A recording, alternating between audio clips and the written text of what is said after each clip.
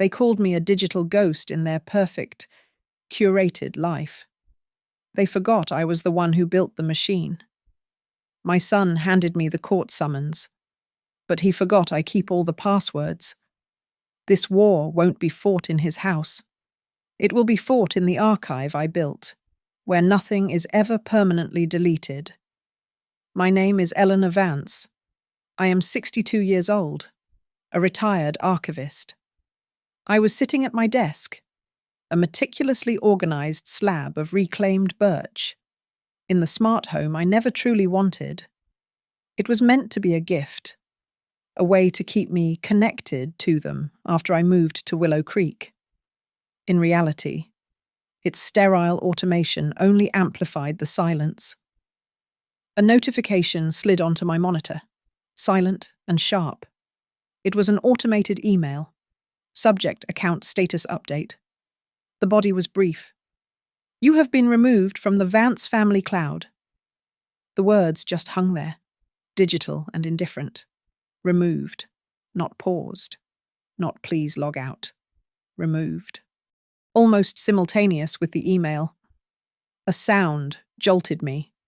A hard, physical knock on the front door. It was not the polite, synthesized chime of the video doorbell I'd installed for myself. This was knuckles on wood.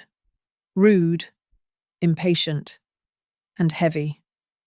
I walked down the hall, the motion sensor lights flickering on ahead of me, illuminating a path I suddenly felt very cold on.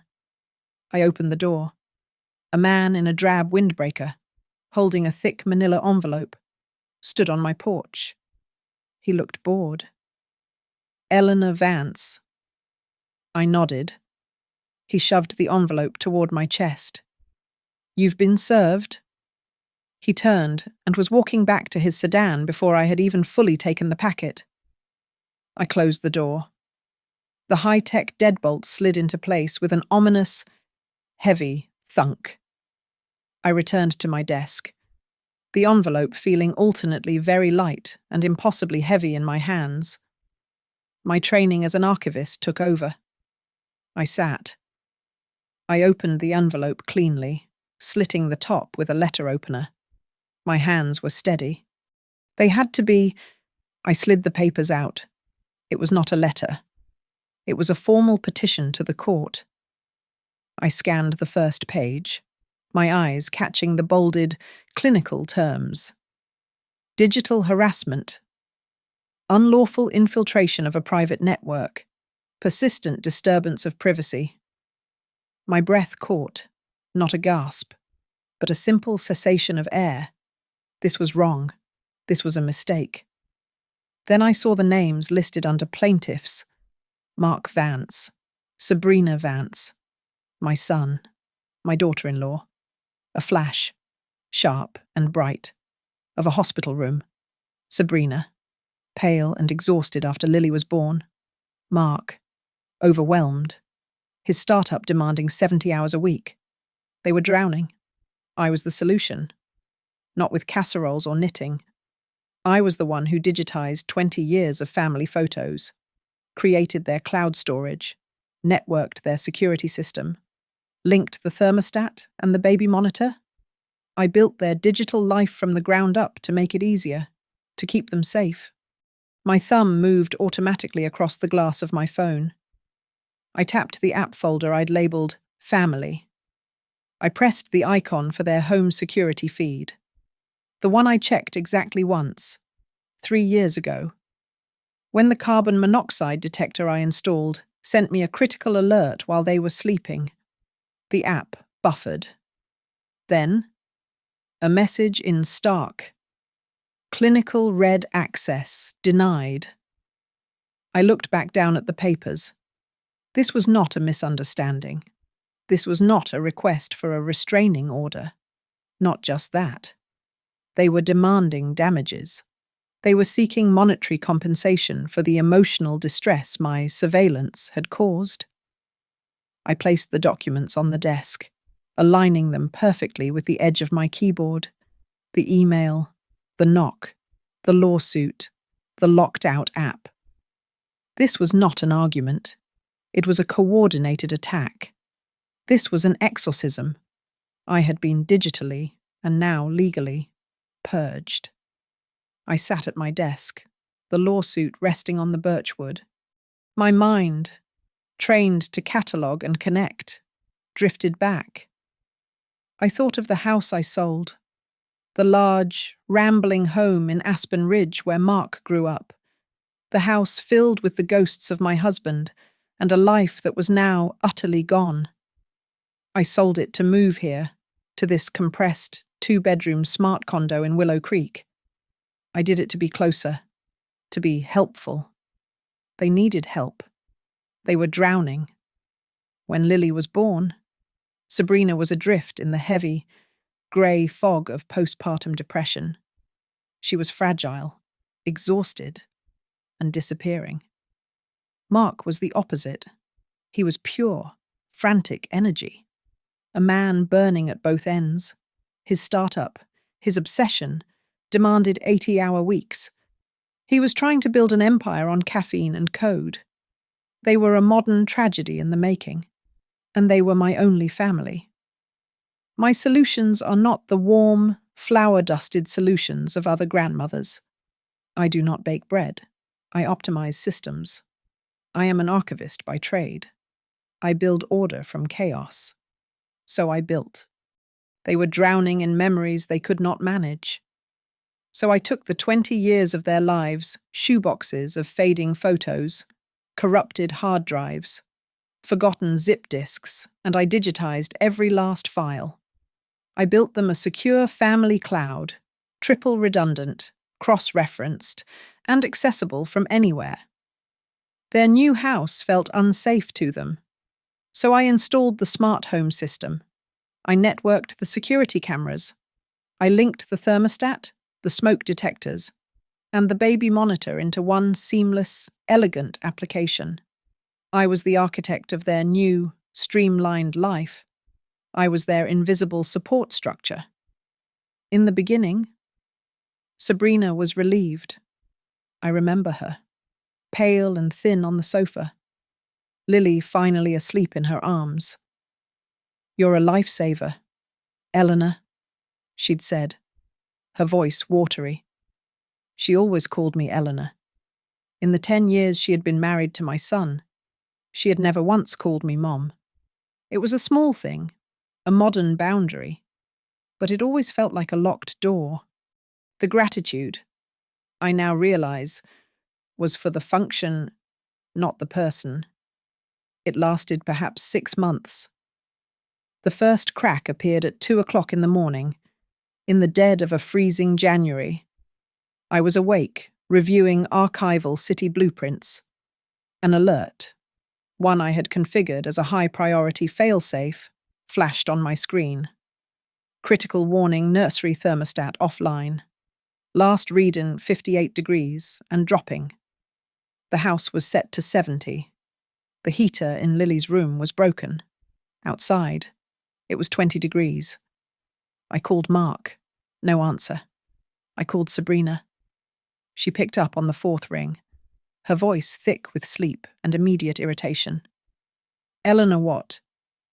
"The heater in the nursery is broken," I said, my voice calm, factual. "The temperature has dropped to 58 degrees. You need to check on Lily." There was a long, cold silence. I heard her get out of bed. Then, her voice, sharp and icy. "How do you know that? Why are you monitoring the temperature in my daughter's room?" The next day, there was no "thank you." There was no acknowledgement that I had kept their child from freezing. Instead, I received an email. It contained a link to a Google Doc, shared with me by Sabrina. It was 3 pages long. The title was Digital Protocols and Family Expectations.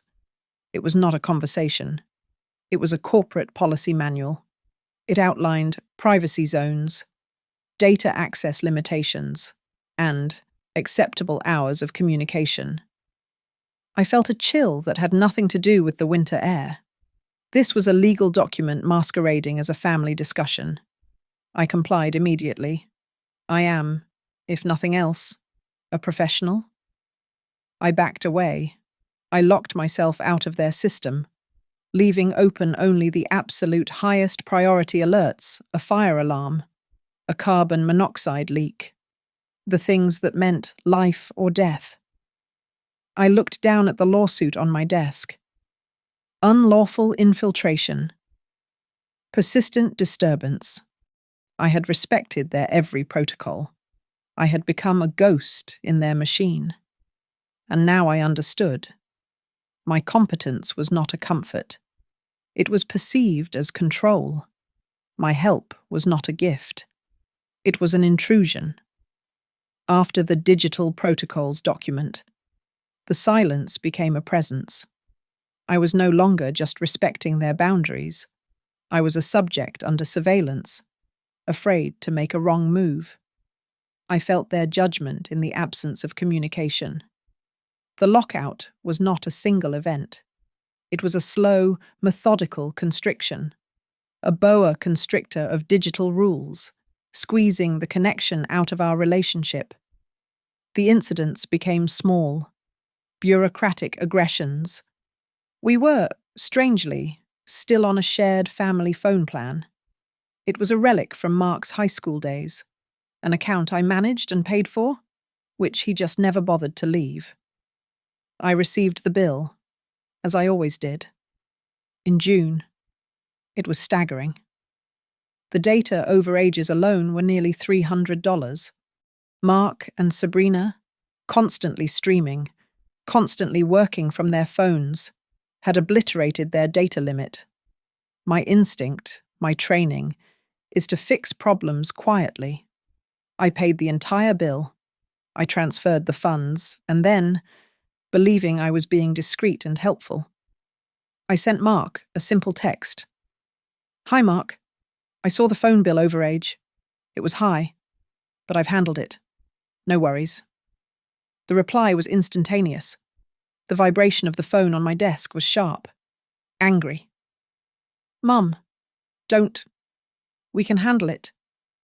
I stared at the two words. Don't. It was a command. We can handle it was a clear lie, as the bill in my hand proved they had not.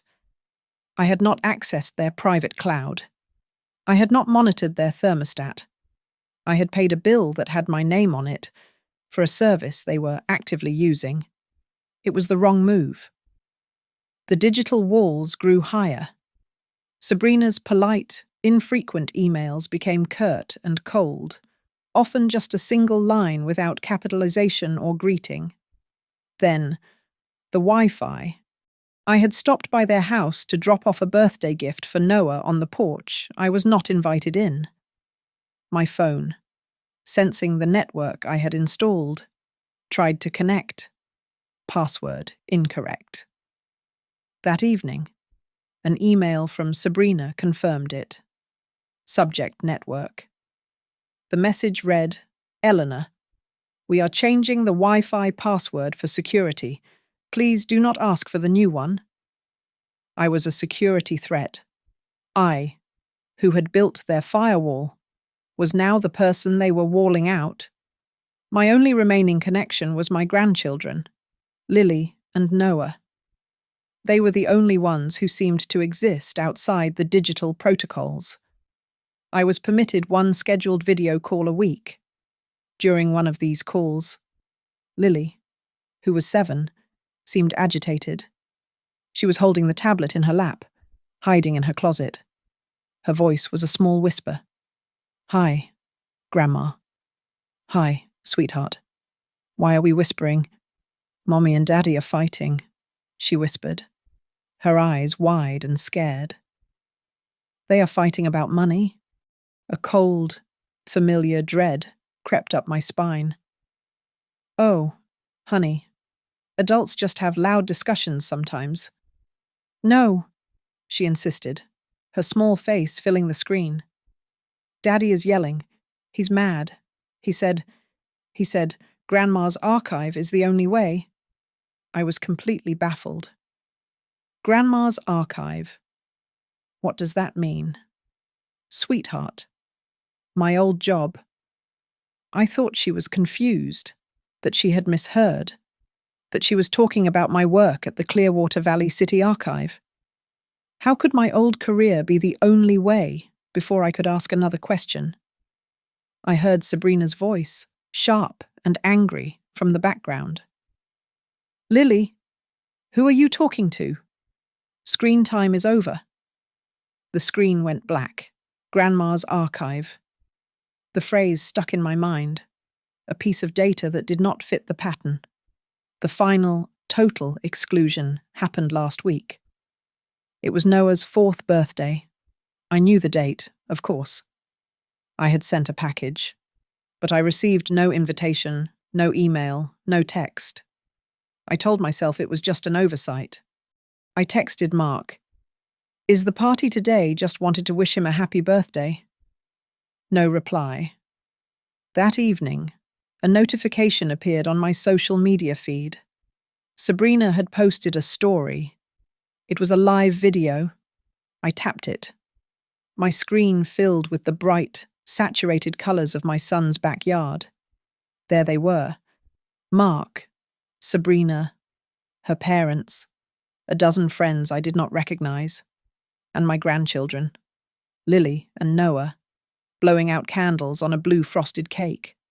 They were 20 minutes away, laughing and celebrating while I sat in my silent, automated home. I was watching my own family through a screen, a digital ghost peering in at a life I was no longer permitted to haunt. My fingers moved on their own. My heart ached with a physical pressure. I commented on the live video. Looks beautiful? Wish I was there. I watched the screen. My comment appeared. It hung there for perhaps 3 seconds, and then it vanished. Deleted. She had seen it, in the middle of her party, and she had actively, manually, erased me. The next morning, the man in the drab windbreaker knocked on my door. The lawsuit was the answer to my comment. The shock that had paralyzed me began to recede, replaced by the familiar, cold focus of my profession. I am an archivist. My entire life has been dedicated to analyzing documents, finding the patterns, the subtext, the intent hidden beneath the ink. I sat at my desk, the automated silence of the house pressing in, and I read the lawsuit again. I did not read it as Mark's mother. I read it as a researcher.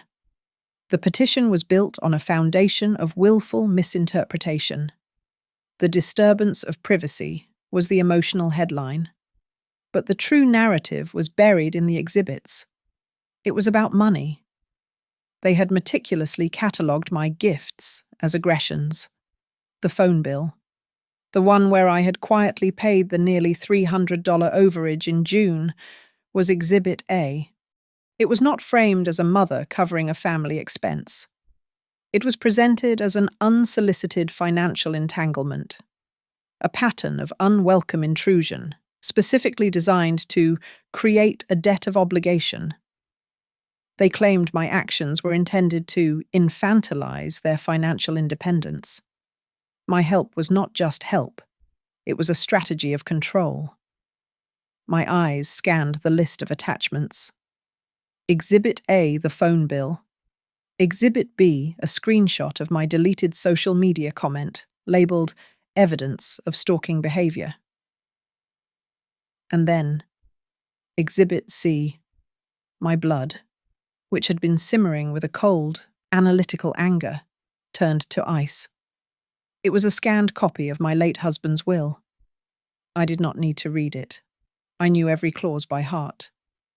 Robert had been a meticulous man, a believer in structures and redundancies. He had left me in complete, autonomous control of the main estate.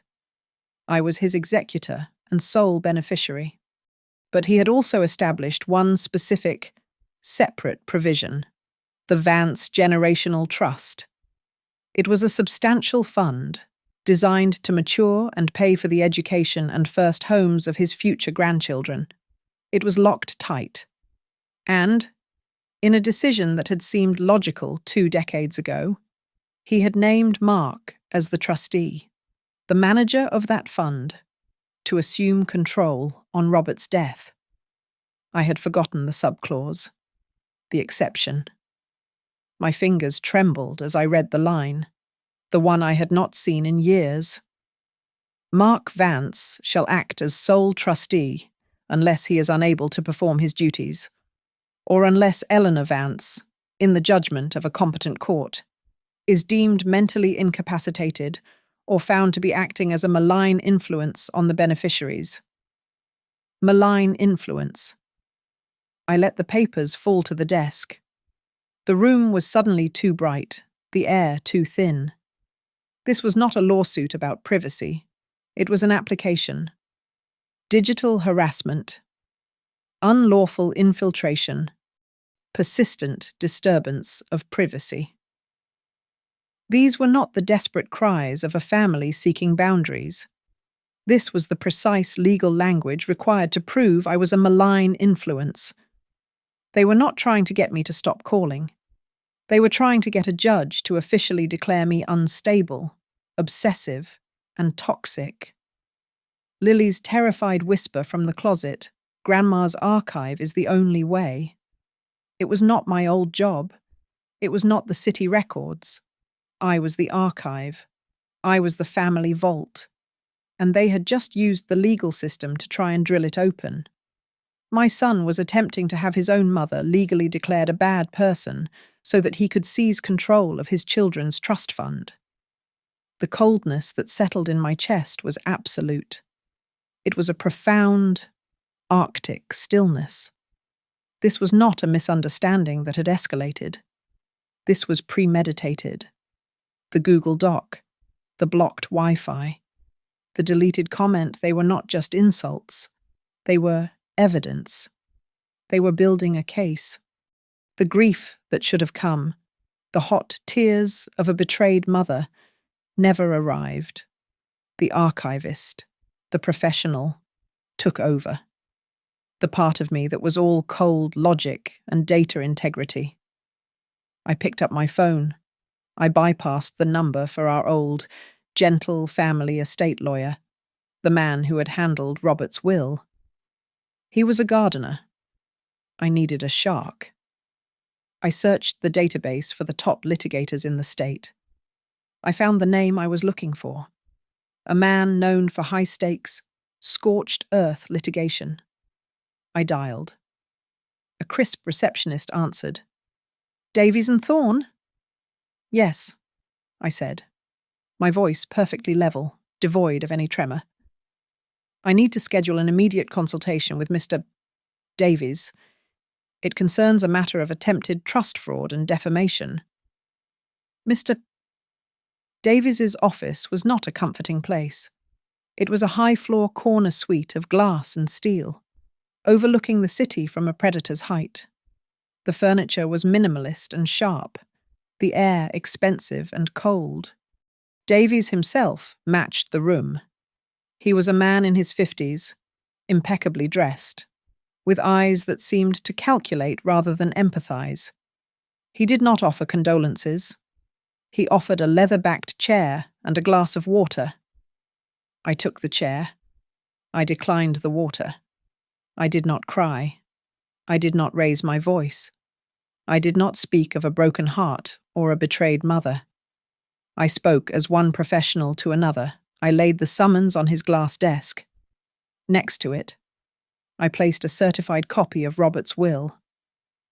"They are not suing me for privacy. Mr. Davies," I began, my voice as level as the skyline.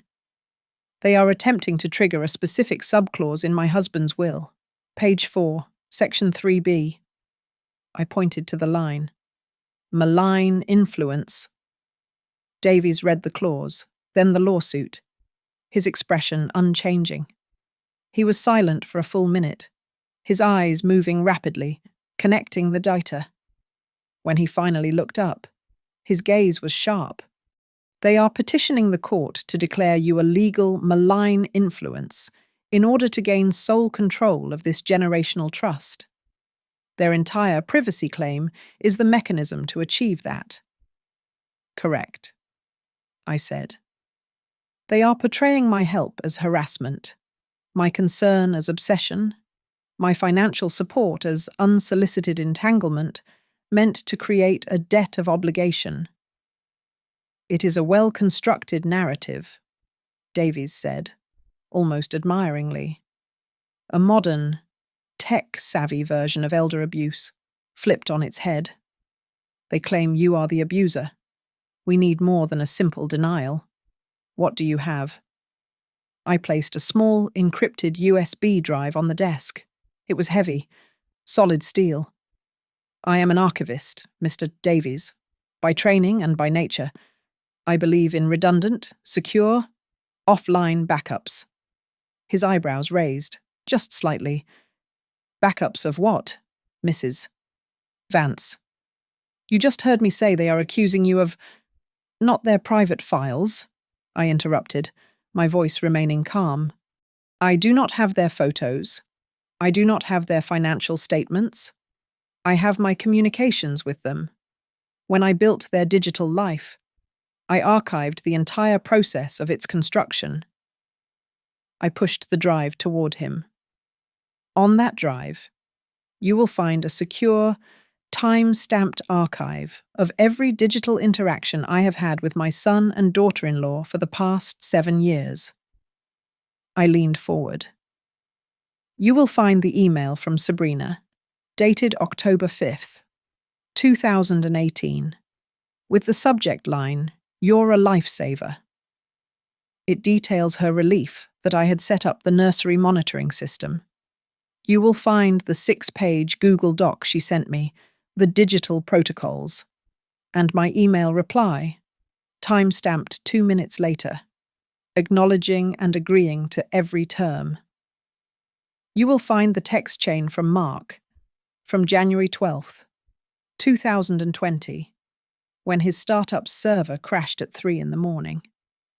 Mom, please help. I need your access. The backups are failing.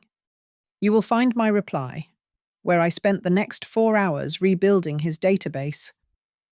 You will find, Mr. Davies, a digital receipt for every single time they asked me to help, every time they requested my access, every time they begged me to intrude on their privacy for their own convenience. They are suing me for the very services they solicited. Davies looked at the USB drive. He did not touch it.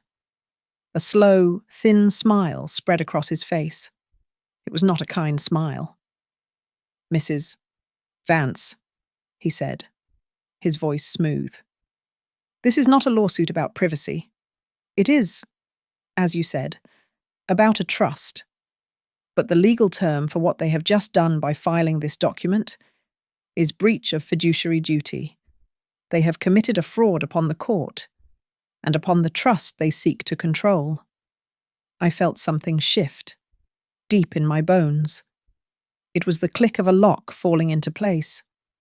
The soft, grieving, accommodating mother had left the building. The librarian was gone. The archivist was here. I don't want to destroy him, I said. And the words were true, a last echo of the person I used to be. He is my son. I just want this to stop. Mr. Davies picked up the USB drive, weighing it in his hand. Sometimes, Mrs. Vance, he said, looking at me with those cold, calculating eyes. Those two things are one and the same? Mr. Davies was a man of his word. His response to their lawsuit was filed within 24 hours, and it was not a defense, it was an offensive. He informed their lawyers that we would not be entertaining a quiet dismissal, and that we viewed their petition as fraudulent. The response was not a white flag. It was an escalation.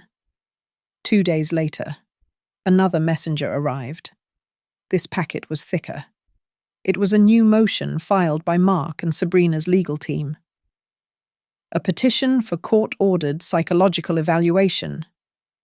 I read the clinical, venomous language. They were formally requesting that I be subjected to a mental competency exam. They cited my obsessive digital behavior, my inability to respect boundaries, and my unhealthy fixation on their family. They were attempting to paint a portrait of a woman in cognitive decline, a senile old woman who confused her email alerts with reality.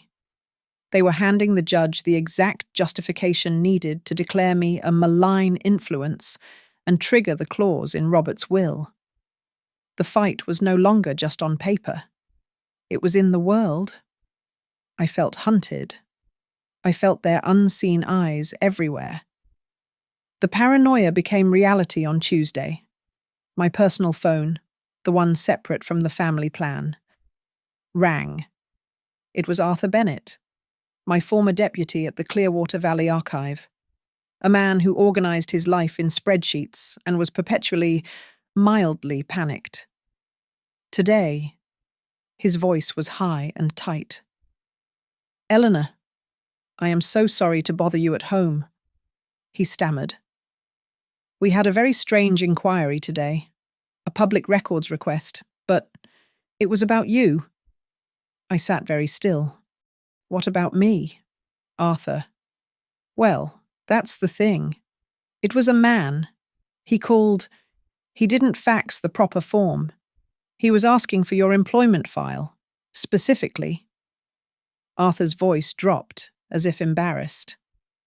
"He wanted to know if you had ever been formally disciplined or reprimanded for," and this is his phrase, "excessive or obsessive over-organization." The room temperature seemed to drop 10 degrees. Over-organization. "He was trying to get access to your performance reviews. Eleanor. He said he was a concerned family member. He said his name was Mark Vance." My son. My son was calling my colleagues of 30 years, digging for dirt, trying to build a medical history of obsession out of my professional competence. He was trying to pathologize my entire life's work. "Thank you, Arthur," I said, my voice betraying nothing. "You were right to call me. I trust you'll follow protocol and deny any verbal request that doesn't follow procedure." "Of course, Eleanor. But is everything all right?" "Everything is being handled," I said, and hung up. I sat in my chair as the automated sunlight-mimicking lights in my smart home began to dim for the evening. I did not move to turn them back up. I let the darkness gather in the corners. They were right. I was a digital ghost. I was the entity they were tracking, the spectre they were trying to exorcise. They had created me. I sat in the dark for an hour, perhaps 2, just listening to the hum of the refrigerator. My phone, resting on the desk, lit up. It was not a text or a call. It was a low-priority notification from an app I had forgotten existed. A small, acorn-shaped icon. Acorn Analytics. My breath hitched. Years ago, 5 or 6, when Mark got his first round of seed funding, I had set up his initial financial tracking system. It was a simple, shared dashboard for monitoring his burn rate and expenses. He had insisted, "Mum, I need your brain on this. Make it efficient." He had kicked me out of the family cloud. He had changed the Wi-Fi. He had blocked me from the security feed. He had purged me from his present. But he had forgotten the past. He had forgotten the plumbing I laid for him. He had never revoked my administrative access. My hand was trembling as I tapped the icon. The app opened. It looked dated, but it was still linked. It was still pulling data. I looked at the dashboard. Cash flow, projections, assets, liabilities. The company was not struggling. It was not in a tough spot. It was gone. The main account was listed as status insolvent. The corporate bank accounts were empty. The final dissolution notice with the state was filed. I looked at the date on the filing. 6 months ago. 6 months. The exact time the phone bill crisis occurred. The exact time Sabrina's emails turned to ice. The exact moment the digital protocols became an iron wall. He had not been lying to me. He had been lying to everyone. To his investors, to his partners, to his wife. They were not just in trouble. They were ruined, and they were desperate. The conference room on the 12th floor was sterile and silent. It was a space designed for extracting information, smelling of industrial carpet cleaner and cold coffee. We sat at a long, polished table that reflected the harsh fluorescent lights above. Mr. Davies was at my side, his posture relaxed, his files arranged in a single, neat stack. Across from us, they sat Mark, looking thin, his eyes dark and hollow, staring at the wood grain.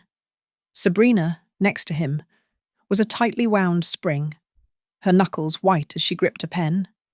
And their lawyer, a man named Slater, who radiated a cheap, aggressive cologne and an expensive, aggressive suit. Slater began, his voice practiced and smooth, aimed at the court reporter. Let the record show we are taking the deposition of Mrs. Eleanor Vance. Mrs. Vance, he said, turning to me. You present yourself as a concerned grandmother. My clients, however, refer to you as a digital stalker. Let's start there. He leaned forward, a predator pretending to be a confidant. Is it true, Mrs. Vance, that you used the smart home system you installed to track the sleep patterns of your infant granddaughter? My hands were folded on the table. My voice, when I spoke, was low and clear, cutting through the stillness. No, that is not true. Slater raised an eyebrow. Not true. We have server logs showing your access. You have server logs, I corrected him, showing alerts for the hardware. I was asked by your clients to monitor the connection of the baby monitor to ensure it did not fail. I was monitoring the technology, Mr. Slater, not the child. He waved his hand, dismissing the distinction. A fine line. Let's talk about the phone bill. Is it true that you illegally accessed my client's personal financial accounts? No, I said. Mrs. Vance, we have Exhibit A, a bill for over $300 that you paid, without their consent, an attempt to create a debt of obligation. Are you denying you paid it? I am denying your characterization, I said. I paid a bill for a shared family mobile plan, a plan my son asked me to join him on 17 years ago, a plan I have paid for 2 decades. I paid the invoice that was in my name. I did not access any account belonging to your clients. Sabrina made a small, choked sound.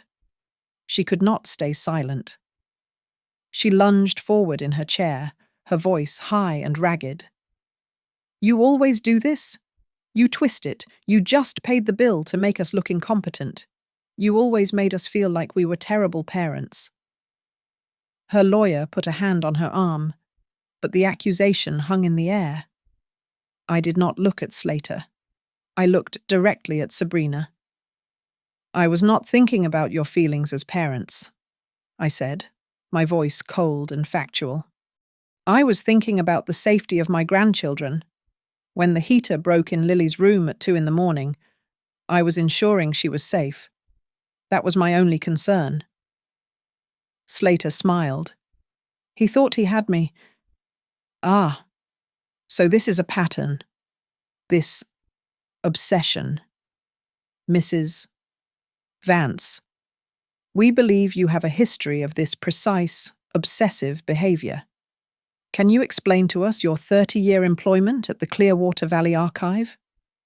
We have reason to believe your conduct there was similar. Mr. Davies finally spoke, his voice smooth as glass. Objection. Counsel is harassing the witness. Her distinguished career is not on trial. I'm happy to answer the question, I said, overriding him. I turned my full attention to Slater. His smile faltered, just slightly. I was the head archivist for 30 years, I said. My obsession, as you call it, was the preservation of our city's history. My behavior involved designing redundant systems to protect invaluable data from being destroyed, lost, or corrupted. My job was to find the truth and protect it. It turns out, I said, letting the words hang in the air, it's a very useful skill. The room was silent.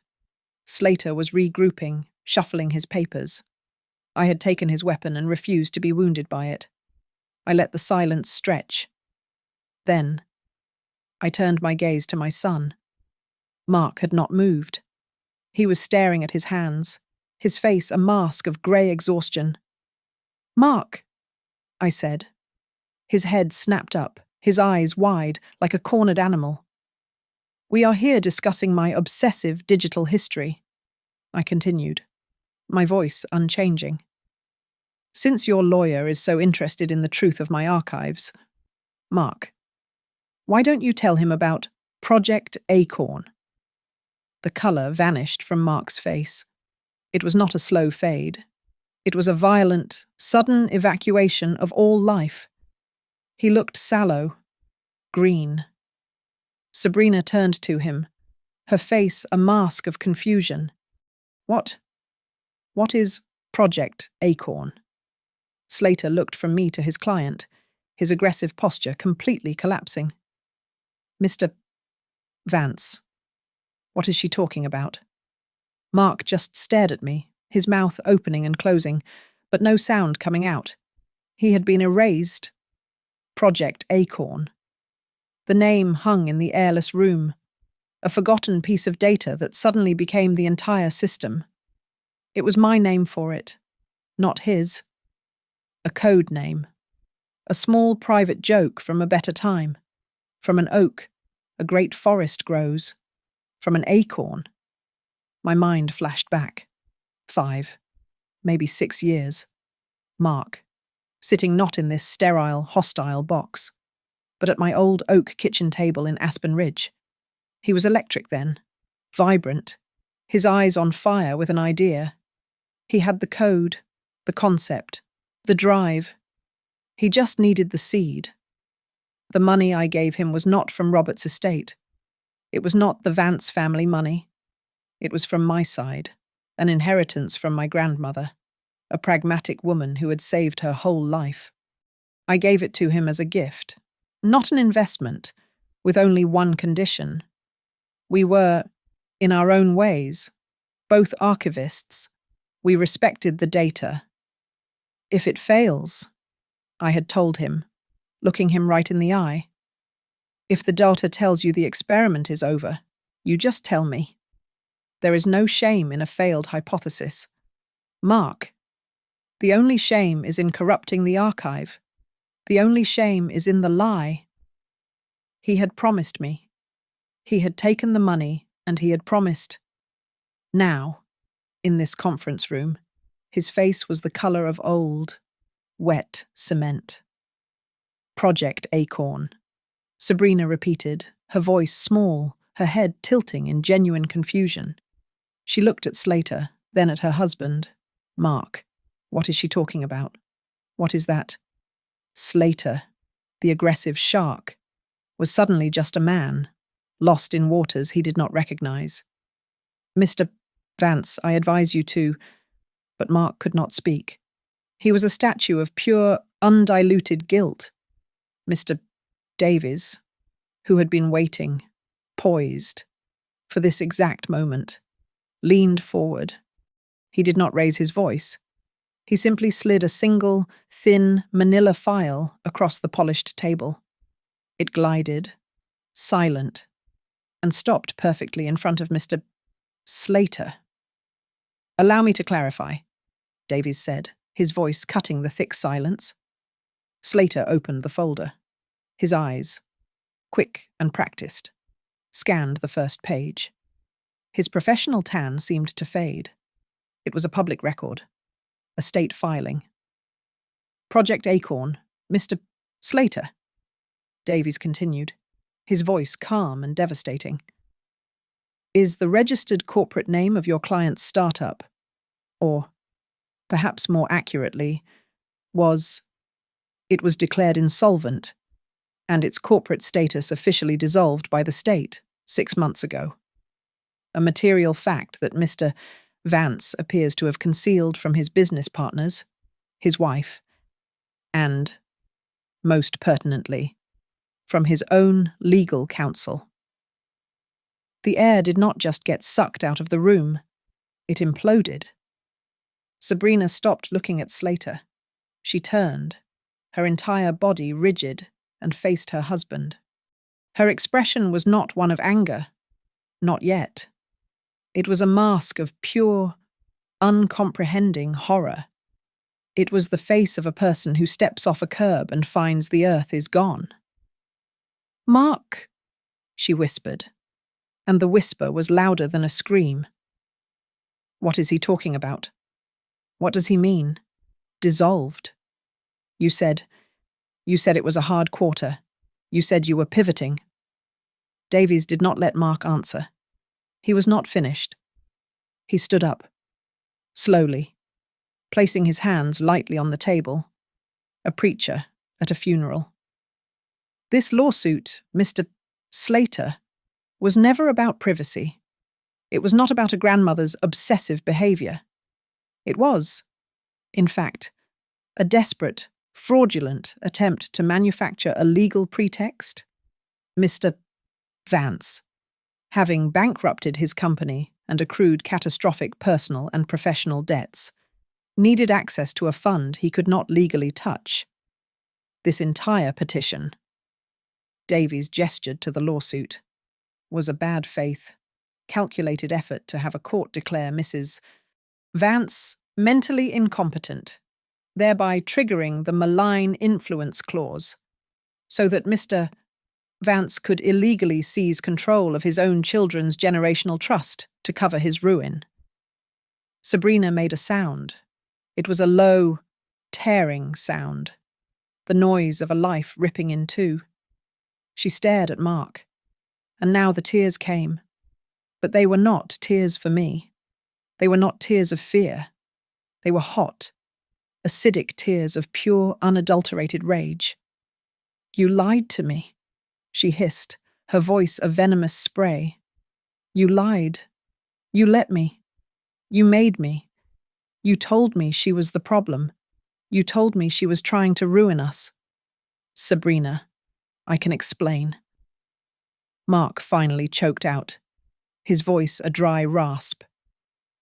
"You lied," she screamed, shoving her chair back so hard it scraped, loud and violent, against the floor. "This whole thing, the Google Doc, the Wi-Fi, the lawsuit, it was all you. You needed the money."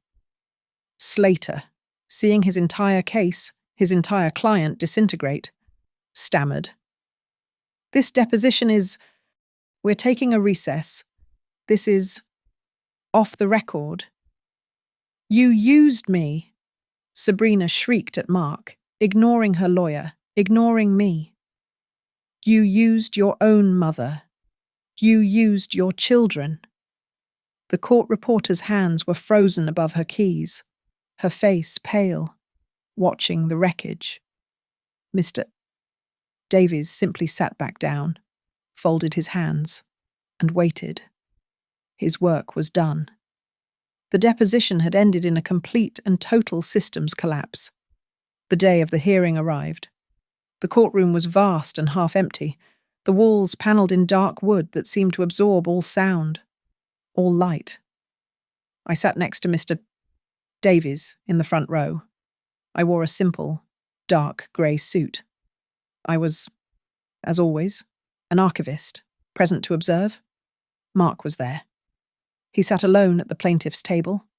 His lawyer, Slater, was beside him, but Sabrina was not.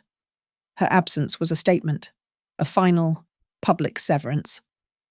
Mark looked hollowed out, as if his bones were too heavy for his skin. He was staring at the state seal carved into the judge's bench. Judge Alani entered. She was a woman in her 60s, like me, with intelligent, tired eyes. She moved with an air of absolute, no-nonsense authority. She looked at the docket. Case 22-904, Vance versus Vance, she said, her voice flat. Counsel, I see a last-minute filing. Slater, looking pale and deeply uncomfortable, stood up. He did not meet the judge's eye. Yes, Your Honor. At this time? My client wishes to withdraw the petition. We are dropping the suit. He tried to sit down, as if the matter were finished. One moment, Mr. Slater, the judge said, holding up a hand. Mr. Davies rose, not in a hurry, but with a deliberate, unmissable presence. Your Honor, we object to the withdrawal. The courtroom, already silent, became a vacuum. Judge Alani turned her full attention to Davies. Her expression was one of profound, judicial confusion. Excuse me, Mr. Davies, your client is the defendant. The plaintiffs are abandoning their case. This is a victory. What, exactly, is there to accept? Your Honor, Davies said, his voice resonating with perfect, professional clarity. The plaintiffs are not abandoning their case. They are fleeing the scene of a crime. Slater shot to his feet. Objection, Your Honor. That is slanderous. Judge Alani's eyes narrowed. Sit down. Mr. Slater. Both of you. Mr. Davies, you have 30 seconds to explain why I should not grant this dismissal and clear my docket. Happily, Your Honor, Davies said, stepping to the lectern. The plaintiffs did not file this suit to be heard. They filed it to use the discovery process to commit fraud. They used the resources of this court to slander my client, Mrs. Eleanor Vance, in a bad faith effort to trigger a clause in a will and fraudulently seize a generational trust. They have committed perjury in their depositions. We are not accepting a withdrawal because we are filing a countersuit for full sanctions and requesting this court formally review the plaintiff's conduct for criminal referral.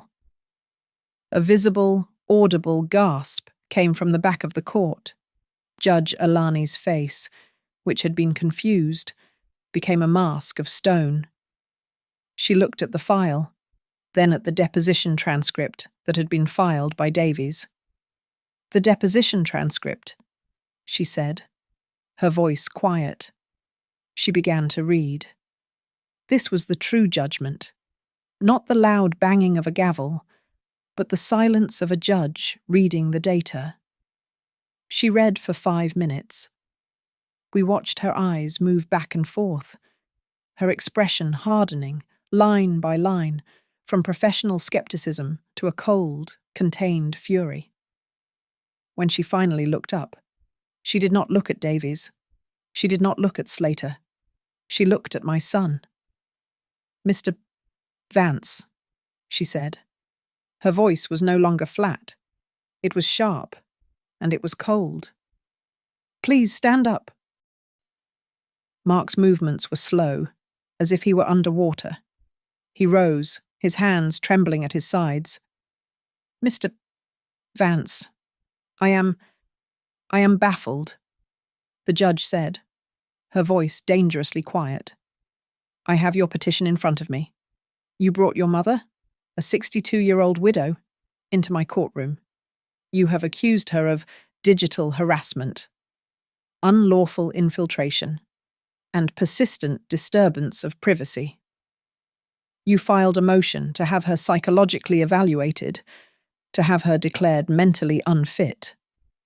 She looked at me, her eyes lingering for just a moment, a brief, unreadable flicker of something. Then her gaze snapped back to Mark, like a weapon. "This is your case, Mr. Vance. This is the moment you have asked for. The floor is yours. Explain yourself." Mark opened his mouth. A sound came out, a small, wet click, a dry heave. He looked at the judge. He looked at Slater. He looked, finally, at me. I saw him. Not the man. Not the CEO. Not the plaintiff. I saw the child, caught in a lie so catastrophic he could not find the air to speak. He said nothing. He had been completely, and finally, erased.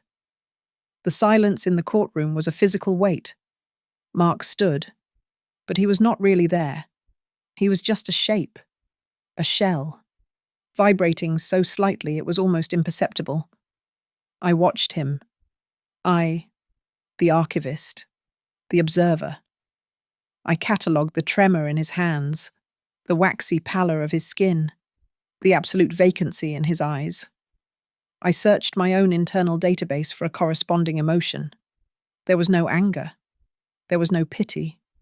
There was only the clean, quiet, and profound sense of an archive being closed, a final entry made, the end. Judge Alani looked down at her monitor, then back at the trembling man in front of her.